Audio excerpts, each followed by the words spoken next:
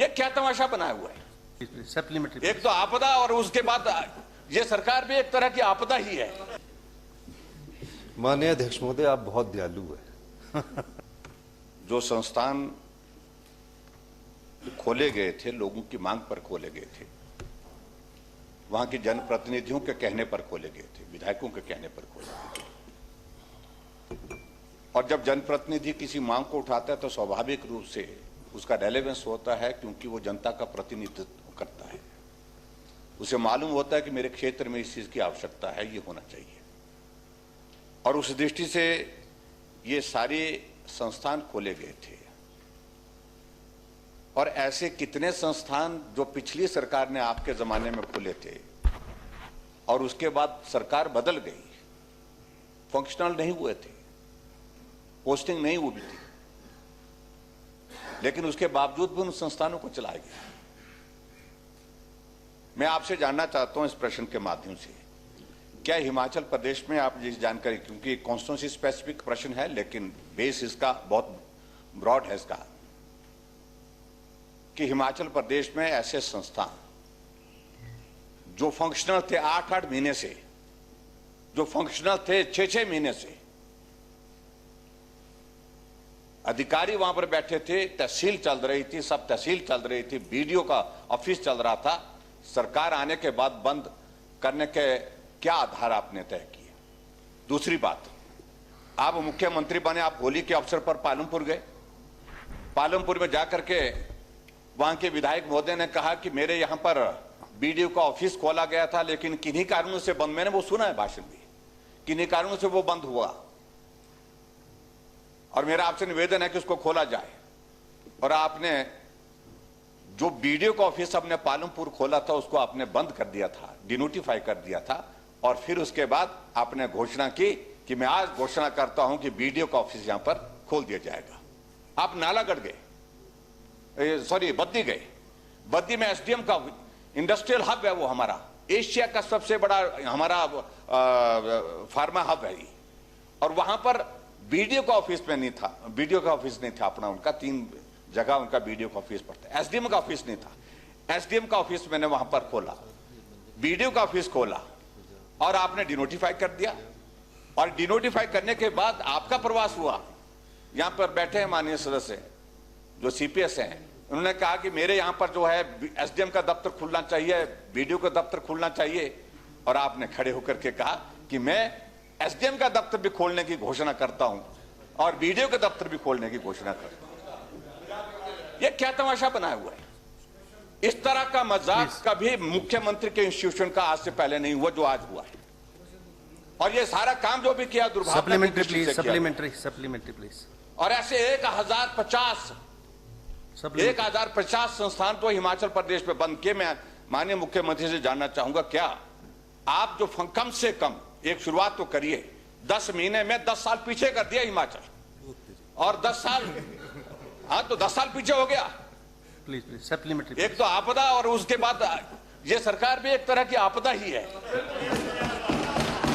जब से बनी है बंद करके बंद किए जा रहे, कॉलेज बंद, यूनिवर्सिटी बंद, सब कुछ बंद। Supplementary please, supplementary. मैं आपसे ये जानना चाहता हूं कि जो इंस्टीट्यूशन फंक्शनल कर दिए गए थे, जहां स्टाफिंग हो गई थी और कैबिनेट की अप्रूवल के बाद सैंक्शन स्टाफ वहां पर ज्वाइन कर चुका था, क्या आप उनको दोबारा से फंक्शनल करने के आदेश करेंगे?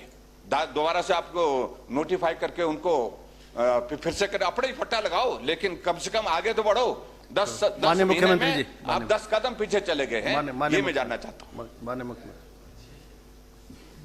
माननीय अध्यक्ष महोदय, आप बहुत दयालु है और भारतीय जनता पार्टी और विपक्ष के प्रति बहुत ही ज्यादा है। इन पर तो 4 मिनट 3 सेकंड तक माननीय विपक्ष के नेता बोलते रहे और हम बड़े प्यार से इनकी बात सुनते रहे और चर्चा में भाग ले रहे। ये क्वेश्चन जो है वो नाहन से संबंधित है और मैं चाहूंगा कि विपक्ष के नेता इस बारे में विस्तृत चर्चा लाए। आपका एक आंसर देंगे और एक जवाब का आंसर देंगे। Next question please 255 Shri KL Thakur, माननीय सदस्य नालागढ़। आपने पूछना और अभी माननीय मुख्यमंत्री के जवाब के बाद बचता नहीं है कुछ भी। अच्छा पूछो। चलिए अजय सोलंकी जी, द सेकंड सप्लीमेंट्री। माननीय अध्यक्ष महोदय, मैं आपके माध्यम से ये जो कार्यालय खोले गए, चाहे वो राजस्व विभाग से संबंधित थे, चाहे वो स्वास्थ्य विभाग था, चाहे वेटनरी डिपार्टमेंट था, ऐसे ऐसे कार्यालय जहां पर धरातल पे कुछ भी नहीं है, केवल उद्घाटन पट्टिका लगाई गई, कोई कर्मचारी वहां का पद वहां सृजित नहीं किया गया। चलो ना, आप सप्लीमेंट्री करो, क्या चाहते हैं आप? नहीं चाहिए? नहीं, मैं चाहता, हाँ, नहीं चाहिए तो आप ऐसा बोलो कि नहीं चाहिए। माननीय अध्यक्ष महोदय, मैं आपके माध्यम से माननीय मुख्यमंत्री से निवेदन करना चाहता हूं, जैसा माननीय मुख्यमंत्री जी ने अभी कहा कि सर्वे के आधार पर कुछ एक जो पटवार सर्कल है इसमें से खोले जाएं, सर्वे के आधार पर, और पद सृजित करने के साथ बजटरी प्रोविजन के साथ खोले जाएं। वो तो एश्योरेंस दे दी है माननीय मुख्यमंत्री जी ने। हाँ, मेरा निवेदन यही है। माननीय मुख्यमंत्री जी, बाकी आपदा के ऊपर जो उपहास विपक्ष के लोग चलिए कर रहे छोड़िए हैं, छोड़िए, ये आप इन बड़ा बातों को दुर्भाग्यपूर्ण छोड़िए। है। ये आपदा में अफसर किसने ढूंढे, ये चलिए किसी चलिए से छुपा अजय जी, नहीं है। अजय जी चलिए। कोरोना काल में, माननीय कोरोना मुख्यमंत्री जैसे प्लीज, आपदा में प्लीज प्लीज प्लीज, किस आई एम नॉट व्यक्ति ने- अलाउइंग इट। किस अजय जी, व्यक्ति आई एम ने नॉट आपदा- अलाउइंग इट। किस व्यक्ति I am not allowing it, ढूंढे? I am not allowing it. माननीय मुख्यमंत्री जी, प्लीज प्लीज, माननीय मुख्यमंत्री जी, माननीय मुख्यमंत्री प्लीज प्लीज, अब बैठ जाइए ना, आप बैठिए बैठिए बैठिए। माननीय अध्यक्ष महोदय, माननीय विधायक नाहन अजय ने सोलंकी जी ने माननीय विधायक नाहन ने कहा है कि सर्वे के आधार पर और पदों को सुरक्षित करके हमारे जहां भी होगा, मैं माननीय विधायक को ये आश्वासन देना चाहता हूं कि हम पिछली सरकार का राजनीतिक लाभ करने की तरह से नोटिफिकेशन नहीं करेंगे। पहले कर्मचारियों की नियुक्ति करेंगे और वहां ऑफिस की नियुक्ति करेंगे और उसके बाद इनको खोलेंगे। Necessity based, necessity based, necessity based.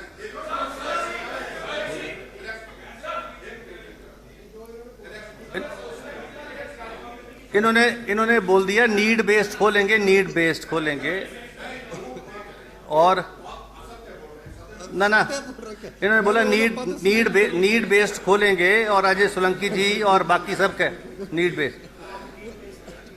Need based.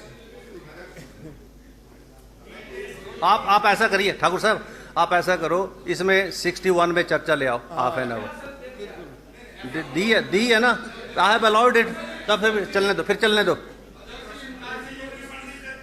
ना, ये क्वेश्चन ऐसा है जिसके ऊपर half an hour discussion already allowed है, और चलो अच्छा पूछो चलो। बस अध्यक्ष महोदय, प्रश्न काल में सदस्यों का यह अधिकार होता है कि प्रश्न लगा है तो पूछना है। नहीं, पर सप्लीमेंट्री तो उठे नहीं अध्यक्ष महोदय, मैं ये बात पूछना चाह रहा हूं। माननीय सदस्य इस सदन में नए हैं, इसलिए मैं कोई टिप्पणी नहीं करना चाहता हूं। जब भी कोई इंस्टीट्यूशन खोला जाता है और कैबिनेट में अप्रूवल होती है और उसमें पोस्टों की क्रिएशन का भी एजेंडा साथ ही आता है।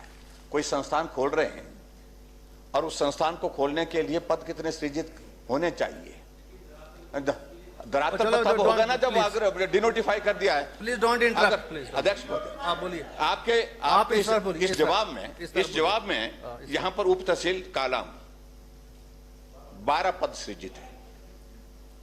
ये कह रहे हैं कि पद ही नहीं है, तो 12 पद सृजित भरने का काम तो करो आप ये काम कर देते, डिनोटिफाई करने के बजाय उसको भरने का काम करते। चलो आप तो बोल अच्छा, उसके बाद पटवार सर्कल, नीड बेस्ड बोल दिया। पटवार सर्कल में भी नहीं अध्यक्ष महोदय, let honourable chief minister reply. अच्छा, उसके बाद पांच पोस्ट उसमें क्रिएटेड है। जब पोस्टें क्रिएटेड है तो इस प्रकार से न पद सृजित है, भाषण देते हैं सब लोग ये जाकर के, जैसे नीचे जो बिल्कुल अनपढ़ लोग बैठे हैं, कुछ जानते ही नहीं। ये हिमाचल लिटरेसी में केरल से आगे हो चुका है और सब लोग जानते हैं अच्छी तरह से। तो इसलिए मैं जानना चाहता हूं कि क्या समझदारी में भी इसमें एक चीज मैं जानना चाहता हूं प्लीज कि जो भी माननीय सदस्य अगर अपने विधानसभा क्षेत्र में जो संस्थान हमने खोले थे उनको नहीं खोलना चाहते हैं, उनको डिनोटिफाई जो किया गया है वो तो कर ही दिया डिनोटिफाई, तो लिख करके देना, जनप्रतिनिधि के नाते लिख करके दे कि हमें नहीं चाहिए भाई, चलिए, तो जिस तरह से ये कह रहे हैं ये रिकॉर्ड का हिस्सा नहीं बन गया आपकी विधानसभा में चलिए, ना, चलिए, ठाकुर ये साहब, सारा बस। उड़ेगा इस तरह से आपको ठाकुर साहब, आपको प्लीज होगी। प्लीज प्लीज ओके और लिख करके दें चलो। क्या लिख करके देंगे हाँ डन, ठीक है, क्योंकि ठीक है, हमें प्लीज। संस्थान नहीं चाहिए प्लीज, लेकिन प्लीज। हम लिख करके दे रहे हैं जो हमारे यहाँ संस्थान खोले थे वो संस्थान खोले जाए आप